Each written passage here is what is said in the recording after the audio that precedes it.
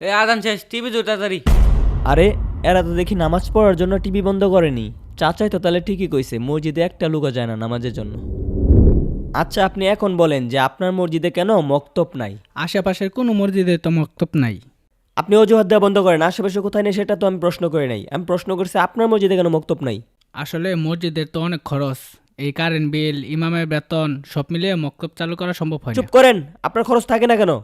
এত বড় মসজিদের মধ্যে আপনি টাইলস লাগান, এসি লাগান, আপনি সবকিছু করতে পারেন, আপনি একটা মক্তব চালু করতে পারেন না কি কারণে? প্রয়োজন হলে আপনি টাইলস বিক্রি করেন, বাজারে এসি বিক্রি করেন, তবু আপনি মক্তব চালু করেন। আর যদি মক্তব চালু করতে না পারেন তাহলে আপনি পদত্যাগ ঘোষণা করেন। আপনি এখানে স্বর্ণ দিয়ে মসজিদ বানিয়ে কি করবেন? যে মসজিদের আশেপাশে সব মদখোর জুয়াচরে পড়ে গেছে, এই মসজিদে কে সালাত আদায় করতে আসবে? আপনি এই মসজিদে মক্তব, দ্বীনি শিক্ষার ব্যবস্থা চালু করেন। যদি মসজিদ নাও থাকে তবুও মানুষ খোলা মাঠে নামাজ পড়ার জন্য আসবে। বাংলাদেশে মাত্র 10% হচ্ছে মাদ্রাসা শিক্ষিত আর 90% হচ্ছে জেনারেল শিক্ষিত। আপনি যদি এই মসজিদের ভিতরে দ্বীনি শিক্ষার ব্যবস্থা না রাখেন তাহলে তারা কোথা থেকে দিন শিখবে?